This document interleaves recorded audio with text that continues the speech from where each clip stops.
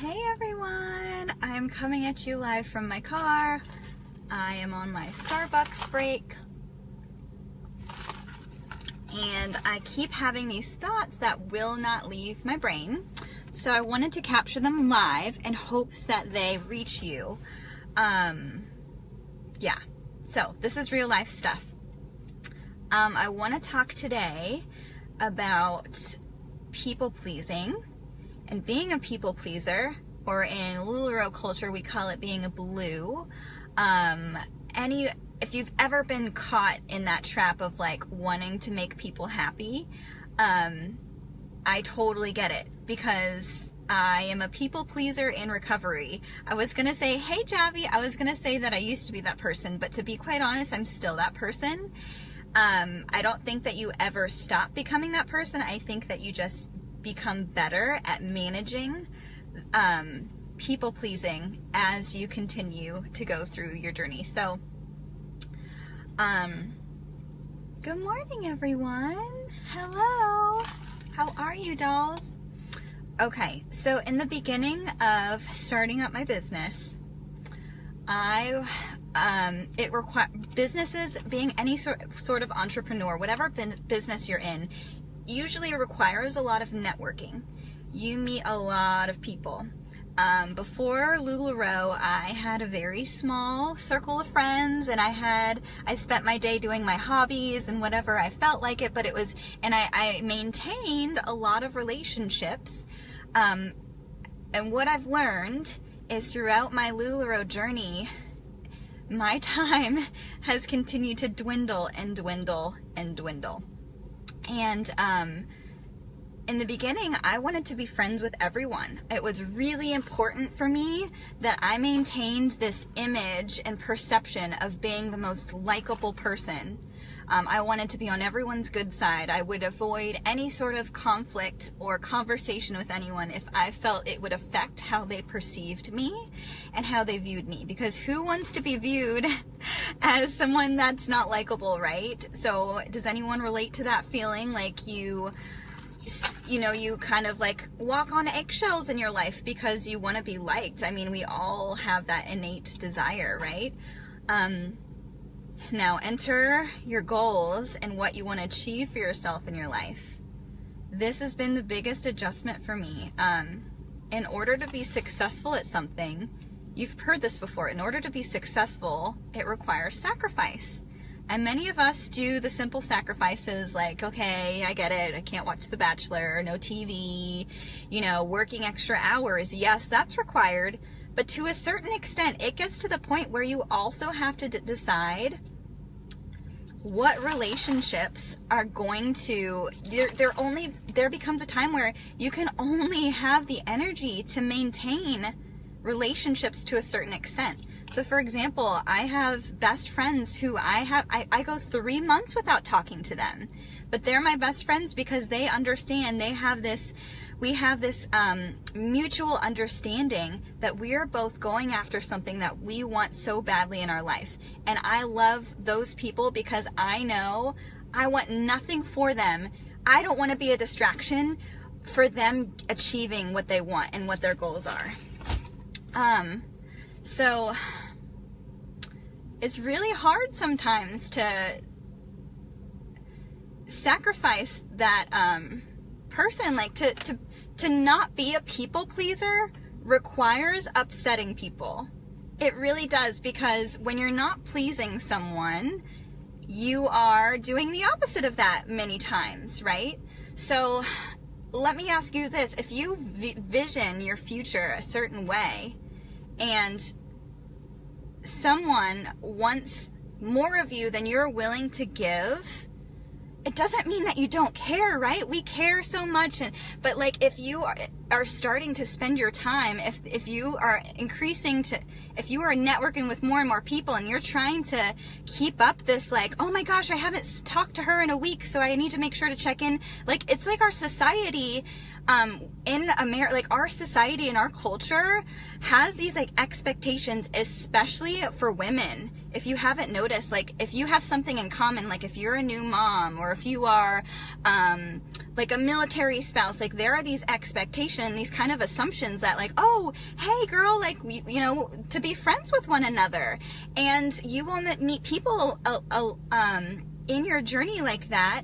And it's not that you don't want to, it's not that these people aren't nice, wonderful people, but when you're chasing something so fiercely, you have to be, you know, there comes a certain point where you have to decide if maintaining these relationships is more important than spending the time to reach your goals. Because at the end of the day, I'll tell you right now, I spend probably 80 plus hours a week on my business. That leaves very, very little time, first of all, to spend with my family.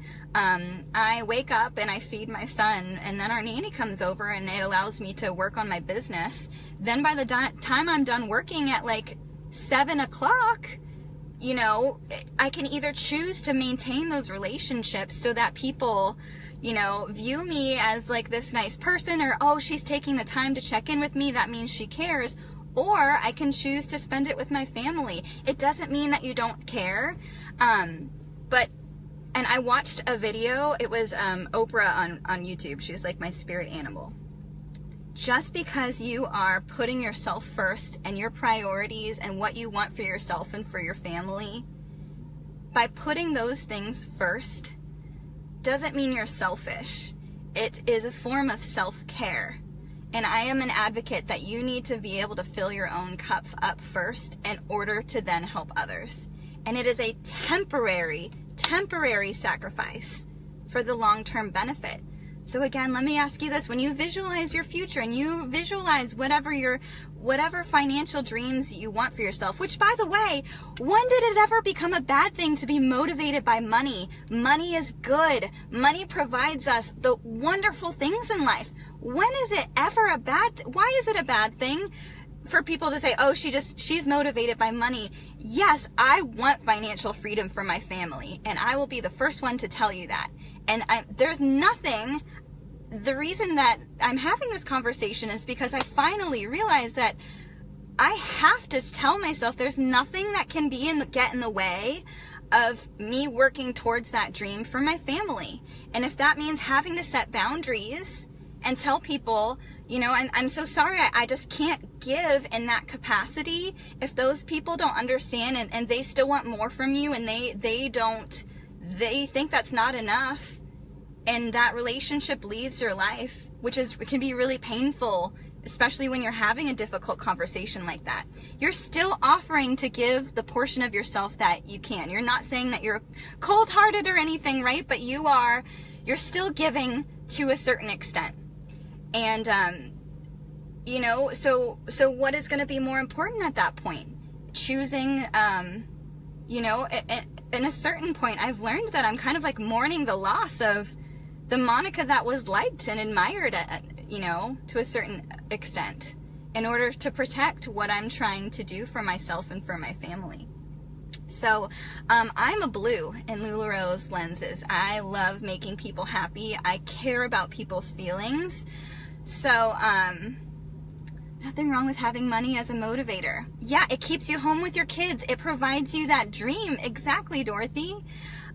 So I just ask you this. If you get caught in this trap, I just want you to remember that one temporary difficult conversation, or one relationship that maybe you're not able to cultivate, when in the past you would have cultivated the relationship for fear of how you would be perceived if you didn't, right? Because who wants to say, no, I don't want to be friends? Whoever wants to say that, or no, I don't have time for you. Like, that's not something fun.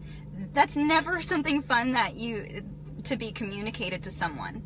But in my opinion, if that person is not going to support you in what you're trying to accomplish for yourself, they're probably not they're probably not wanting to do the same for them. And I've found that the people in my corner, the people in my life who truly support me and that I talk to infrequently or whatever frequency, it doesn't matter. It's not about the length of time in which we talk. It is that mutual understanding that we are both working towards something for ourselves, and we love that about each other. So nobody will take care of your family but you. I love that, Carrie Lynn. It's so hard, Stephanie, if you're the type of person who likes to please. And also, maybe this will ring true for you. Have you ever felt like you were willing to sacrifice yourself first because the thought of like, oh my gosh, upsetting someone or not making, again, that fear of not being liked. We all want to be liked and loved. So we will bend over backwards and push our own priorities aside to make those people happy. And again, I'm not